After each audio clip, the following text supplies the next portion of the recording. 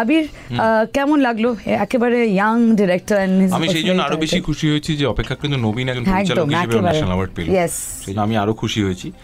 আর অর্জুন খুব সেন্সিবল ছেলে এবং খুব সেন্সিটিভ গল্প যেরকম বলে। আমার যেটা ওর ছবির ক্ষেত্রে যেটা ভালো লাগে যে ও যে খুব নতুন মারাত্মক নতুন কোনো কনসেপ্ট নিয়ে আলোচনা করছে তা নয়, আমাদেরই চির পরিচিত বা চেনা মানুষ, চেনা ঘটনা, সেই ঘটনাতে অনেক সময় চেনা মানুষও অচেনা রিয়াকশন দেয়, সেরকম ওর গল্পগুলো। বাট ও খুব স্টিরিওটাইপিংয়ে বিশ্বাস করে না।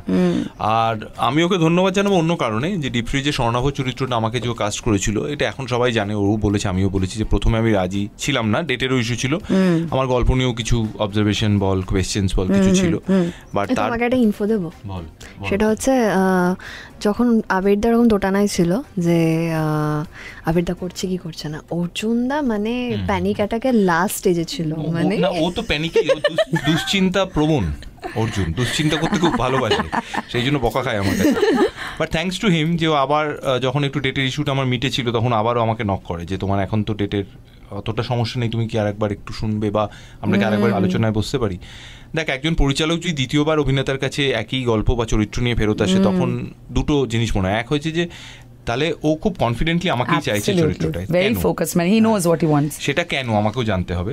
এবং দ্বিতীয়ত আই হ্যাভ টু রেসপেক্ট যে আমার কাছে আবার এসেছে, এবং তখন সত্যি ডেটের ইস্যু ছিল না। তো আবার যেটা হলো তারপরে 2-3 দিন আমি খুব প্রশ্ন করলাম মিটিংয়ে অর্জুনকে, এটা কেন, এই গল্পটা এরকম করে কেন, এই সংলাপটা তুমি কেন এখানে বলছো, বা ওই চরিত্রটা এটা যেটা করছে তার কারণটা কি। আর তাতে যেটা লাভের লাভ হলো যে আমি অন্যভাবে ভাবতে বাধ্য হলাম, কারণ আমার কাছে স্বর্ণাভর কোনো রেডি রেফারেন্স ছিল না, আমার সাথে স্বর্ণাভর সেরকম কোনো মিল নেই যে আমি এই পরিস্থিতিতে স্বর্ণাভর এটা করছো আচ্ছা তার মানে এটা, তা নয়, বরং আমি অনেকটাই ডিপেন্ড করেছিলাম অর্জুনের ভার্সনের ওপর। তাতে আমি যেটা বুঝতে পারলাম যে আমাকে আমার দৃষ্টিভঙ্গিটা বল বা আমার ড্রয়িং বোর্ডে গিয়ে আরো নতুনভাবে স্কেচ করতে হবে ক্যারেক্টারটা, কারণ এই ধরনের মরালি ফ্লড ক্যারেক্টার আমি চট করে পাই না, করিও নি। তো একজন অভিনেতা হিসেবে এগুলো তো ওয়েলকাম চ্যালেঞ্জ, যে আমি নিজেকে ভাঙতে পারবো, অন্যভাবে ভাবতে পারবো, বলে না বেশ কোমর বেঁধে নামতে হবে, সেটাই হলো।